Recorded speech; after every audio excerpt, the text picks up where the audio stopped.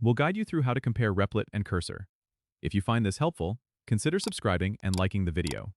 First, open your preferred web browser and go to the Replit website. Once you're there, you can explore Replit's features by creating a free account or logging in if you already have one. Replit is known for its collaborative coding environment, supporting multiple languages and offering an integrated development environment right in your browser. You can code, collaborate with others in real time, and even deploy applications without leaving the platform. It's great for working on projects with team members or learning new programming languages. Now, open a new tab in your browser and go to the Cursor website. Cursor focuses on simplifying the coding process with its AI-assisted coding features. You can sign up to explore how it uses artificial intelligence to help you write and optimize code efficiently. Cursor's main advantage is its AI-driven suggestions and error checking, which can significantly speed up the development process, especially for beginners or when you're handling complex code bases.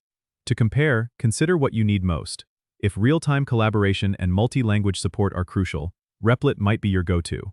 But if you're looking for AI assistance to boost productivity and improve code quality, Cursor could be more beneficial. Try creating a simple project on both platforms to see which one aligns better with your workflow and coding style. Remember, the best choice depends on your specific needs and preferences.